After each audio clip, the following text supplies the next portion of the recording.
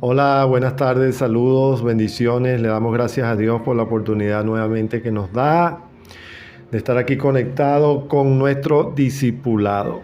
Saludamos a todos los que están de forma presencial y también saludamos a los que ven este material educativo a través de nuestra cuenta, nuestro canal en YouTube.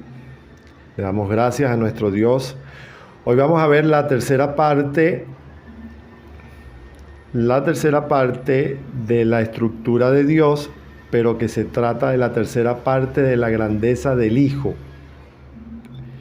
La grandeza del Hijo. Y la semana pasada, mientras terminábamos la segunda parte de este tema, uno de los comentarios que le dábamos mucha fuerza era precisamente para que pudiéramos entender todo el proceso que pasó la familia de Jesús, ese proceso que pocas veces vemos, y hablábamos de María, de José, de cómo María fue trastornada por el mensaje del ángel, cuando le cambió todo su sistema de vida, le cambió todo lo que ella tenía proyectado como una joven judía.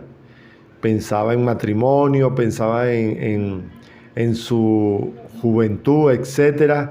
Y viene un cambio de planes sobre su vida a través de la anunciación del nacimiento de un hijo, que no iba a ser cualquier hijo, sino nada más y nada menos que el Hijo de Dios iba a ser posado o depositado en su vientre. Entonces es importante que nosotros siempre veamos el contexto de lo que significa un movimiento de Dios. Hoy queremos hablar de la parte de lo que es la estructura del Hijo. Dentro de la estructura de Dios hay una estructura también que está presente y es la estructura de Jesús. Esto generalmente debió hablarse la semana pasada, pero hoy también estamos a tiempo de hablarlo, ya que no hemos concluido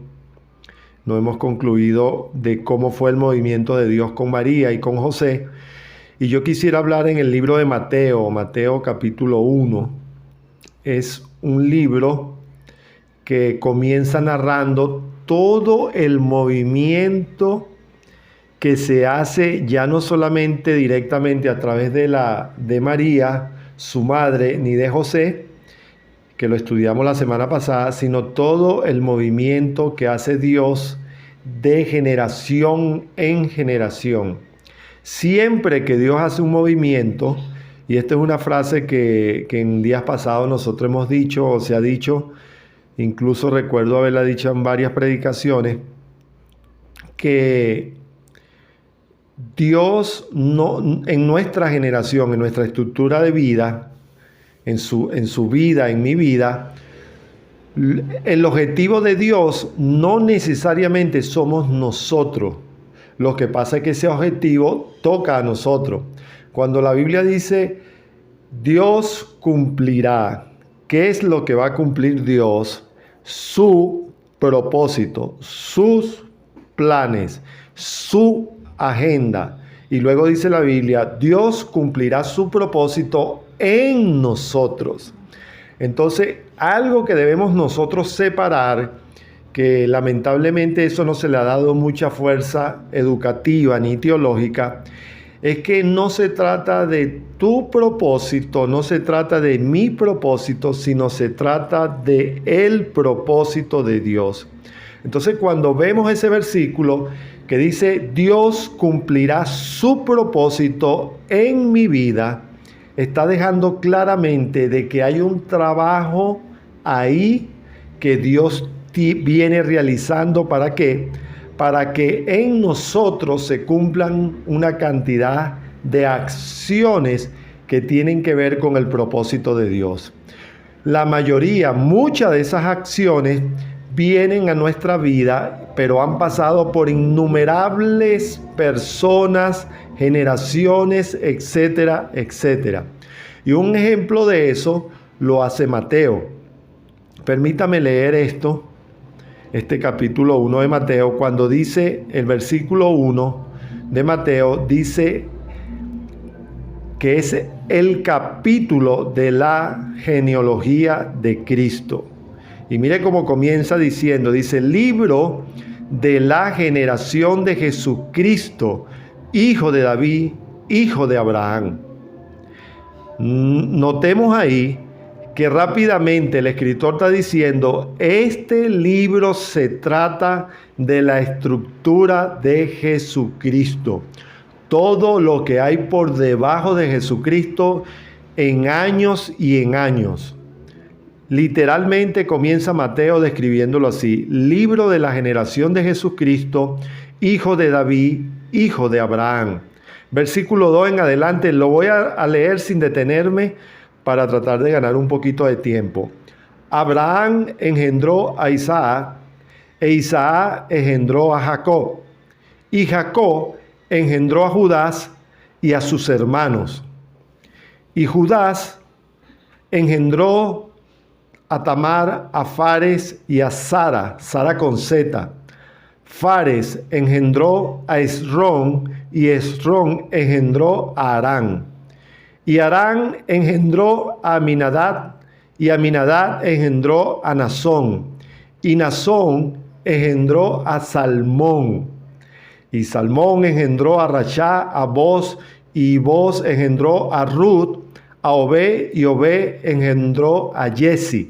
Ya más o menos del versículo 5 en adelante, usted empieza a reconocer los personajes, pero seamos claros, del versículo 4 en adelante, la mayoría de la gente no conocía a nadie.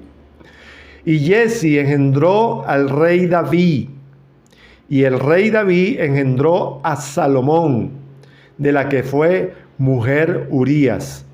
Y Salomón engendró a Roboán, y Roboán engendró a Abía, y Abía engendró a Asa. Y Asa engendró a Josafat, y Josafat engendró a Jorán, y Jorán engendró a Osías. Y Osías engendró a Jonatán, y Jonatán engendró a Achaz, y Achaz engendró a Ezechías. Y Ezechías engendró a Manasés, y Manasés engendró a Amón, y Amón engendró a Josías.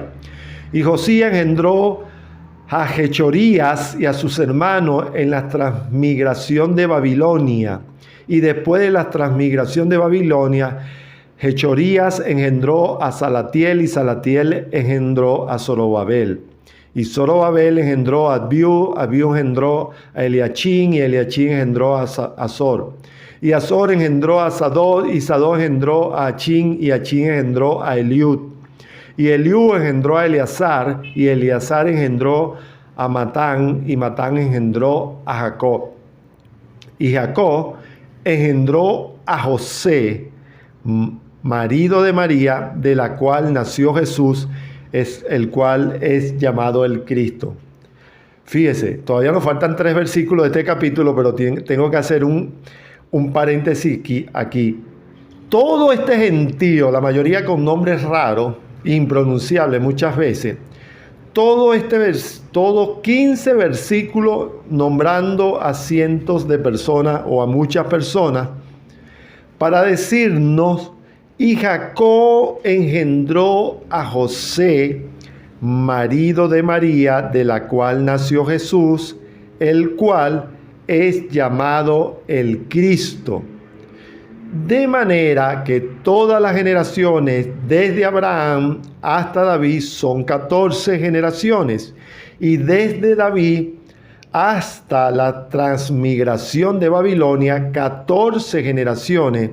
Y desde la transmigración de Babilonia hasta Cristo, 14 generaciones. Luego, dice Mateo en el verso 18, y el nacimiento de Jesús fue así. Siendo María su madre desposada con José, antes de que se juntase, se halló haber concebido del Espíritu Santo. Yo sé que cuando usted lee el capítulo 1 del verso de Mateo, generalmente nosotros pasamos por ahí rápido. Pero Mateo, que por cierto es el único escritor del Nuevo Testamento que describe de una forma tan extraordinaria quién o quiénes estuvieron debajo de Jesús para crear una estructura del Hijo de Dios. Yo sé que muchas veces nosotros vemos que la estructura pareciera que nosotros vemos el resultado final de la estructura. Usted es hijo de Dios, usted por la gracia de Jesucristo está sentado donde está sentado, pero resulta que antes de que usted y yo tuviéramos la experiencia con Jesús, había una cantidad de generaciones. De hecho, la Biblia dice que son 3 veces 14 generaciones que están debajo del versículo 18 para que usted y yo pudiéramos conocer las gracias, la bondad de Dios a través de su Hijo Jesucristo. Hermano, esto que está diciendo Mateo en el capítulo 1 no es sencillamente una información de genes, es una información donde Él nos está diciendo, debajo de Jesús hay una cantidad de hombres y mujeres que todas fueron incluidas en la causa propositiva para que pudiera nacer Jesucristo. Esto merece un guau de parte nuestra. Todas esas generaciones, 42 generaciones en total, para que Cristo pudiera ser conocido a nosotros los hombres. Para que usted pudiera conocer el evangelio del reino, pasaron por lo menos 42 generaciones que tuvieron que sostener cada una en su tiempo. Pasaron por transiciones, pasaron por situaciones de caos, de crisis, transmigración, pasaron por movimientos esperados, inesperados. Muchas pasaron por palabras proféticas, otras por palabras que no se profetizaron. Increíblemente, cada una de esta generación cumplió con su causa, con su propósito de vida, para que pudiera nacer un tal José, como lo describe el versículo 18, y ese José coincidiera en el pensamiento de Dios con aquella joven judía llamada María, y entonces vino ese movimiento del cielo, el cual ya habíamos estudiado, por lo cual usted conoce el nacimiento de Cristo. Entonces, cuando el libro de Mateo, cuando el que escribe nos está diciendo el nacimiento de Jesucristo fue así, nos está diciendo, amados hermanos que nos está escuchando, hubo un movimiento de 42 generaciones para que todo esto se pudiera vivir. Y nosotros pensamos que todo se concibió o se tejió de la noche a la mañana. Ahora usted puede entender por qué usted y yo somos importantes en todo y en cada uno de esos movimientos que hace nuestro Dios. Usted no es una casualidad. Usted no está aquí presente o usted no está allá observando por alguna casualidad, sino que bueno, yo pasaba y alguien me habló y entonces yo creí. No, nada de eso.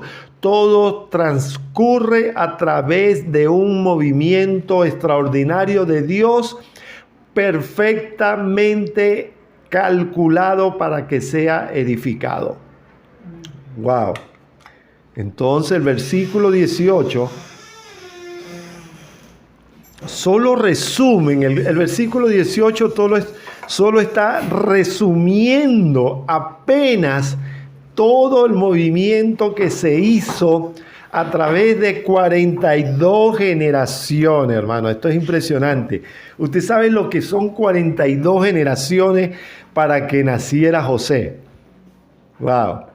Por eso es que a veces jocosamente uno lo dice, o por lo menos lo hemos dicho, ¿qué pasaría si uno de ellos no hubiera entendido el proyecto de vida que Dios tenía para cada uno de ellos? ¿Qué pasaría en su vida, en su casa, en su hogar, si usted toma una decisión que no es la decisión correcta? ¿Qué pasaría en toda la construcción que Dios está haciendo a través de usted, a través de uno? Por eso es que nosotros debemos caminar como debemos caminar, a través del propósito de Dios en nuestra vida. Eso es clave. Nosotros no podemos hacer movimientos de nuestras vidas si nosotros no estamos fielmente seguros que es parte de lo que Dios tiene para nosotros. Entonces, esto es clave de que usted sepa que 42 generaciones fueron sostenidas, narrada espectacularmente por Mateo en tan solo 17 versículos, donde él nos describe cómo se movilizaron tantas familias, tantas generaciones, cómo cada una de ellas tuvo que sostener para que pudiera nacer José. Y entonces José se anida o se suma al proyecto que tenía Dios con María.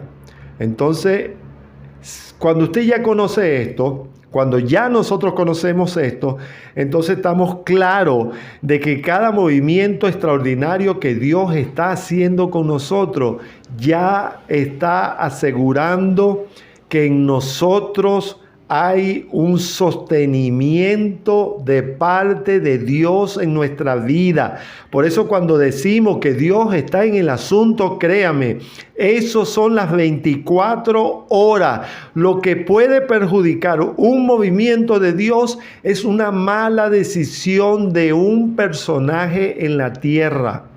Si usted toma una mala decisión, usted puede ser un obstáculo para lo que Dios tiene para nosotros. Entonces, si ya hoy tenemos eso claro, entonces usted debe tener claro de que usted debe caminar por el propósito de Dios que tiene para nosotros. Dios cumplirá su propósito en su vida. Entonces, cuando nosotros hablamos, hermano, de lo que es la transfiguración, ¿qué es? Es parte de la estructura del Hijo. Obviamente estamos hablando que eso también pertenece a la estructura de Dios, porque es una estructura general. Pero cuando hablamos de la transfiguración, un movimiento de Dios que tiene que ver con la estructura del Hijo, que iba a moverse en el Hijo, que iba a ocupar el Hijo en la tierra.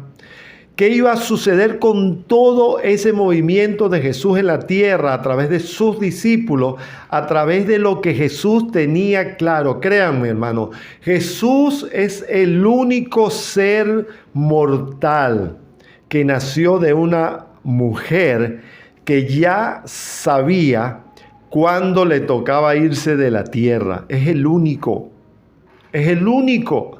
Por eso él le venía diciendo a sus discípulos, mis tiempos en la tierra se están acortando. Vendrán días que ustedes no me podrán ver. Vendrán días, y comienza Jesús a anunciar cuando sus días en la tierra iban a terminarse en el área humana. ¿Por qué sucede eso? Porque Jesús tenía algo impresionante que yo sé que a usted hoy eso se le va a mover su corazón, su pensamiento. Jesús es un diseño de Dios para nosotros, es un beneficio para nosotros. Nosotros tenemos que tener claro que cuando hablamos de Jesucristo, estamos hablando de la estructura de Dios y forma una estructura de su Hijo para nosotros. Si usted se pregunta por qué Cristo viene a la tierra, la respuesta es sencilla: para beneficiarnos a nosotros. Eso es una teología sencilla. Cristo vino a la tierra porque fue enviado por su Padre a crear un acceso exclusivo y único para nosotros poder tener la oportunidad de volver a llegar al Padre. Eso es sencillo, hermano. Entonces, cuando se hace la transfiguración, es un movimiento extraordinario del cielo. Mire cómo voy a narrarle un poquito cómo la Biblia describe la transfiguración. Unos 8 días después de decir esto, Jesús, acompañado de Pedro, Juan y Jacob, subió a una montaña a orar. Cristo oraba, hermano, métase esto en la cabeza. Para algunos cristianos que creemos que podemos movilizarnos en la tierra sin la oración, aquí el Evangelio nos está diciendo claro. Pedro, Juan y Jacobo subieron con Cristo a la montaña a orar. Ahí no subieron a leer, ahí no subieron a cantar, ahí no subieron a expresar otra manifestación de adoración. Era claro, vamos a apartarnos para orar. Necesitamos la oración. La oración no es un paquete que usted recibe, que usted puede usar cada vez que usted quiera o crea necesitar. No, la oración es un movimiento en la tierra que conecta la tierra con el cielo. Cristo está haciendo un ejemplo aquí a través y con 3 discípulos, con Juan, Pedro y Jacobo. Le está diciendo, señores, vamos a apartarnos porque hay una necesidad de oración. ¡Wow! Esto aclara rápidamente que cuando se ora es porque es necesario en nuestra vida de comunión con Dios tener un tiempo de oración. Hay cosas que solo se van a manifestar a través de la oración. Hay movimientos de Dios que solo se van a manifestar a través de la oración. Así que eso tenemos que tenerlo claro como un fundamento. Luego dice, mientras oraba, su rostro se transformó y su ropa se tornó blanca y radiante. ¿Cuándo sucedió esto? Diga conmigo, mientras oraba. Fíjense que no es después, tampoco dice antes, sino que mientras es un verbo de una acción inmediata que se está teniendo presente. Mientras oraba, su rostro se transformó y su ropa se tornó blanca y radiante. Y dice, y aparecieron 2 personajes, Moisés y Elías, y comenzaron a conversar con Jesús. Esto también es importante estudiarlo, hermano. No se olvide que Moisés y Elías no estaban en la tierra. Moisés físicamente y Elías habían desaparecido de la tierra. ¿Qué es lo que origina la oración de Cristo conjuntamente con sus 3 discípulos? Hace que se aperture un movimiento de Dios tan extraordinario que para nuestra mente humana es inexplicable que aparecieron, dice, 2 personajes. Uno era Moisés y uno era Elías, que conversaban con Jesús. Y tenían un aspecto glorioso y hablaban de la partida. Hermano, impresionante esto. Moisés y Elías vinieron a la presencia de Cristo en la tierra. Vinieron un movimiento del cielo, del reino, de una forma impresionante para conversar con Jesús y hablaban de la partida. Ya estaban hablando del tiempo de la partida de Jesús en la tierra. Esto es importante, hermano, que nosotros lo tengamos en cuenta para poder comprender el peso de lo que significa lo que estaba encima de Jesús. Entonces nosotros a veces queremos crecer en Dios, pero sin los argumentos que el mismo Jesús usaba. Y eso no es posible. Es verdad que usted necesita estudiar la palabra. Es verdad que a usted le encanta adorar a Dios. Es verdad que a usted le gusta hacer otras manifestaciones de adoración para Dios. Pero cuando se habla de oración, es parte de lo que el sistema del reino usa para movilizar movimientos extraordinarios a nuestro favor. Por eso dice claramente aquí más adelante, hablaban de la partida de Jesús que él estaba por llevar a cabo en Jerusalén. Pedro y sus compañeros estaban rendidos de sueño, pero cuando se despabilaron, mira hermano, esto fue tan tremendo que Jesús comenzó a hablar de grandes cosas con Moisés, con Elías. Se quedó dormido Pedro, Juan y Jacobo. Y dice que mientras estaban ahí se quedaron durmiendo, sin saber lo que se estaba diciendo. Ellos se quedaron dormidos y sin saber de lo que se estaba diciendo, hasta que se despabilaron y vieron la gloria. Aquí hay gente que se tiene que despabilar. Ay, ay, ay, Dios mío. Dice, se despabilaron y entonces vieron su gloria y a los dos personajes que estaban con Cristo.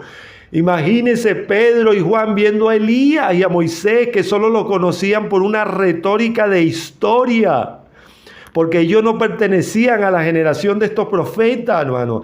Esto que está aquí en Mateo, en este libro, hermano, nosotros no podemos verlo como una historia de día tras día. Estaba ocurriendo un movimiento donde Dios estaba permitiendo que la estructura de Él se mezclara con la estructura del Hijo y se conectaron generaciones que físicamente no estaban en la tierra. Moisés no estaba en la tierra, Elías no estaba en la tierra, estaban en la presencia de Dios, pero se abrió un misterioso espacio y es cuando Dios permite que, ¡pum!, estas dos figuras icónicas dentro del pueblo de Israel se conectaran con Jesús en un tiempo de oración. Esto es impresionante, hermano. Lo que se estaba viendo aquí era algo único. Aquí no se estaba viendo una doctrina. Aquí no se estaba abriendo algo que yo no le voy a decir a usted, repítalo y va a ver a Moisés y Elías. No, yo no le quiero decir eso. Pero sí le queremos enseñar que es para que esto suceda, se preparó una estructura y dentro de la estructura que se estaba preparando, aún Jesús siendo el Cristo, dice que se apartó a orar. Entonces imagínense usted lo que se estaba manejando ahí, que dice en el versículo 32, Pedro y sus compañeros estaban rendidos de sueño, pero cuando se despabilaron, vieron su gloria y vieron a los dos personajes que estaban con él. Y mientras estos se apartaban de Jesús, Pedro, sin saber lo que se estaba diciendo, propuso y le dijo, mire la inocencia del apóstol Pedro, que Pedro estaba viendo, pero no estaba consumando en su mente. Yo tampoco lo culpo, porque yo creo que cualquier hombre o mujer de Dios, aunque tuviera una relación con Cristo en la tierra impresionante como la tenía Pedro, pero Pedro lo está viendo y le dice a Jesús, mira Jesús, ¿será que podemos ir a preparar 3 camas? Vamos a preparar 3 camas, una para ti, una para Moisés y una para Elías. Todavía yo creo que Pedro no había terminado de ver todo ese impacto de lo que se estaba movilizando ahí. Todo eso es parte de la estructura del Hijo. Estaba hablando todavía, dice Pedro, cuando apareció una nube que los envolvió, de modo que se asustaron. Entonces salió de la nube una voz que dijo, este es mi Hijo, mi escogido, al cual tienen que escuchar. Wow. ¿Sabe usted que este mecanismo que está usando Dios en su estructura no es un mecanismo común? Por favor, note esto. ¿Qué es lo que está diciendo Dios envuelto en esa nube? Estás presentando al Hijo. Está dejando claro que es su Hijo, pero que es su Hijo escogido. Y está dándonos un consejo que muchas veces nosotros pasamos por alto. Dios nos está diciendo, este es mi Hijo, se lo presento, mi escogido, al cual tienen que escuchar. Yo quiero preguntarle algo a usted. Si el mismo Dios te dice que escuche a Jesús, ¿usted lo escucharía? Es posible que usted me haya dicho que sí, y yo creo que usted me acaba de decir que sí. Pero la verdad es que muchas veces no escuchamos a Jesús, aunque el mismo Padre nos está diciendo, este es mi hijo, mi escogido, al cual tienen que escuchar. Pendiente con esto, no es la misma presentación que él le hizo a Juan, que a veces se confunde. No, Señor, esta es una presentación que le está haciendo a 3 discípulos. Aquí no está hablando de un hijo que trae complacencia. Ojo con esto, lo vamos a ver más adelante. Aquí no le está revelando a Juan, aquí no está Juan. Aquí está en una estructura del hijo, donde es el padre que está diciendo, le estoy aclarando, es mi hijo, es mi escogido y tienen que escucharlo. Listo. Por eso es que el versículo 36 rápidamente dice, después de oír la voz, Jesús quedó solo. ¿Qué significa eso? Que volvió a desaparecer Moisés y Elías. O sea, regresaron por donde vinieron. Después de oír eso, Jesús quedó solo. Los discípulos guardaron esto en secreto. Usted se acuerda que en clases anteriores le hemos venido diciendo que cuando usted tiene una relación con Dios, creo que la clase 3, cuando hablamos de la relación con Dios, Dios, ¿qué es lo que te va a dar sobre tu vida? Te va a dar secreto, te va a mostrar cosas que no le ha mostrado a otro, te va a enseñar misterio, como dice la palabra, que a otra generación no se le ha enseñado. Entonces fíjense aquí que los discípulos guardaron esto en secreto y por algún tiempo, dice el Evangelio, a nadie contaron nada de lo que habían visto. Hermano, esto es impresionante. Lo que ellos estaban viendo no lo supo Felipe, no lo supo Marco, no lo supo otro discípulo que no estaba presente ahí. Usted lo está sabiendo, ¿por qué? Porque lo tiene escrito bajo un evangelio escrito, pero los que caminaban sin el evangelio escrito, sino con la palabra viviente llamada Jesús sobre la tierra, sobre el verbo viviente, esos nunca se enteraron de esto. O sea que usted a través de la Biblia se puede enterar de secretos que los discípulos nunca se enteraron. Los demás que estaban vivos para ese momento nunca se enteraron. Pero usted que está con un Cristo presente en este tiempo se está enterando de un secreto, de un misterio, porque quedó escrito en el Evangelio. Entonces es importante, hermano, que sepamos nosotros algo. Dios está mostrando misterios sobre nuestra generación, porque encima de nuestra generación está envuelta en la estructura del Hijo, y eso quiere decir que Dios tiene planes para ti, que Cristo tiene planes para tus hijos, que Cristo tiene planes para tu familia, que todo lo que te queda de resto en tu vida debe estar montado dentro de la estructura del Hijo. Aquí nada está ocurriendo por casualidad. Aquí lo que se manejaba era algo diseñado Made in Cielo.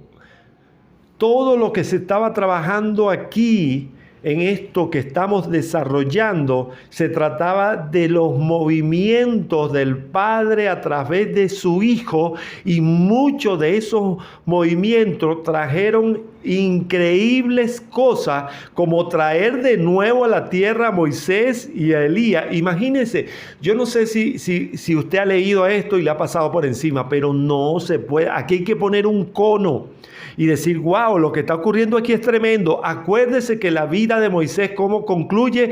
Diciendo que Dios salió un día a pasear con Moisés, se lo llevó para un lugar y nadie se sabe qué pasó con Moisés.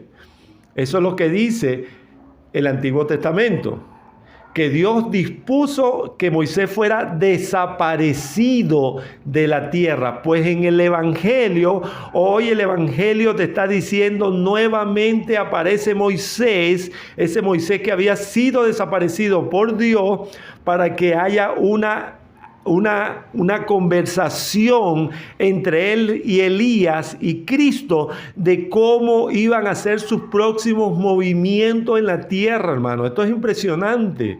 Lo que estaba ocurriendo aquí es que había un cambio de tiempo, había un cambio de generaciones, yo pudiera hasta tratar de ilustrarse lo que era como un túnel del tiempo donde se trae Elías, se trae a Moisés y mire todo lo que está sucediendo. Entonces, nosotros no podemos pensar que la estructura del Hijo era nada más que se juntó un día, un ángel vino, le habló a José, le habló a María y nada, nació y Jesús y listo, como que si fuera algo de todos los días.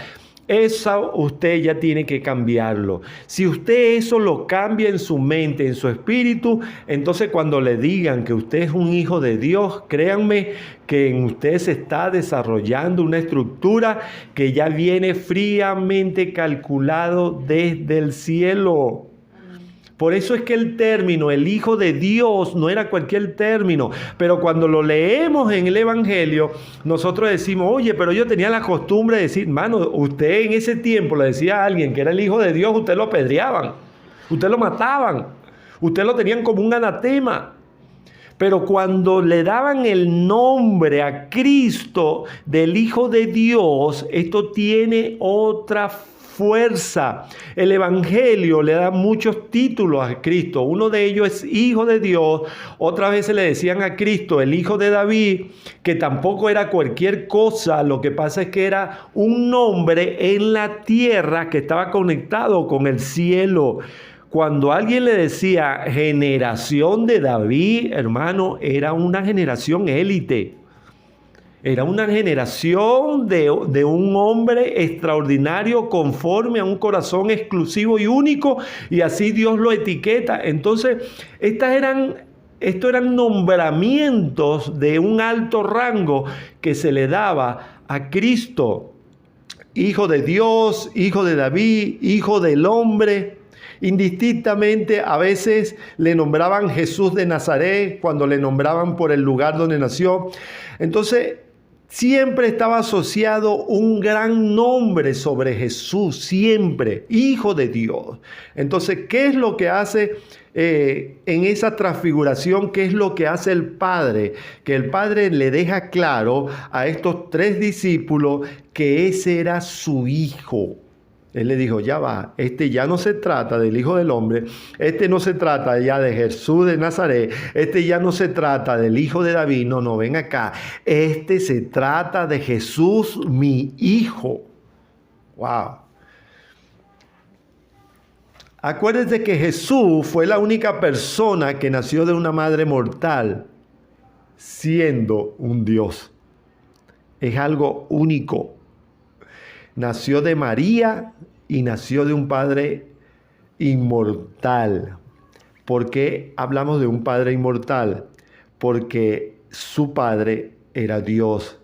Su padre en la tierra, para que tuviera una figura legítima en la tierra, era José. Pero su padre era una figura inmortal, es una figura divina, es Dios. Dios es el Padre de Jesús. Por esa razón a Jesús se le llama el Hijo unigénito de Dios. Esa es la razón por la que se llama unigénito de Dios. ¿Por qué? Porque es hijo de Dios de una forma inmortal. Y de una forma mortal en la tierra es hijo de la generación de José, la cual pertenece a la generación de David. Si usted me pregunta por qué nace de la generación de José, entonces la respuesta teológica es bastante sencilla, porque él estaba escrito proféticamente que el Hijo de Dios tenía que nacer de una generación de gobernabilidad, y esa generación de gobernabilidad exclusivamente estaba hecho por la generación del rey David. Tenía que venir del linaje de David. Entonces, cuando hablamos de Cristo, no solamente estamos hablando de un Cristo que nos salvó, no para minimizar lo que está sucediendo, sino que Cristo, una de sus trabajos en la tierra, o uno de sus trabajos en la tierra era la salvación, pero también otra de sus manifestaciones en la tierra era que era establecer un reino. Otro de su trabajo en la tierra no era establecer cualquier reino, era establecer el reino de Dios. ¿Cómo se establecía el reino de Dios en la tierra? A través de un evangelio dado a los hombres. Ese evangelio no podía manifestarse a través de cualquier figura.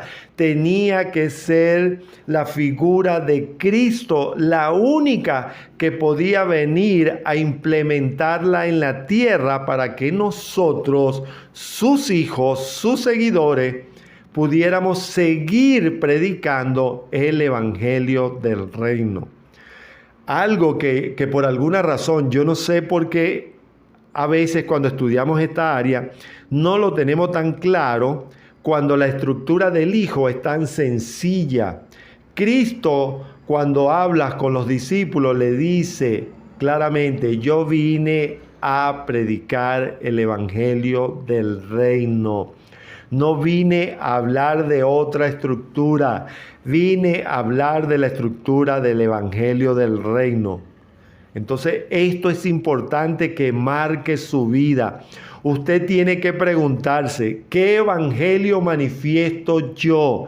Si usted no manifiesta, si usted no cree, si usted no está en la estructura de Cristo bajo la manifestación del evangelio del reino, entonces tiene que hacerse una revisión rápidamente, porque lo único que tiene validez a través de Cristo es el evangelio del reino.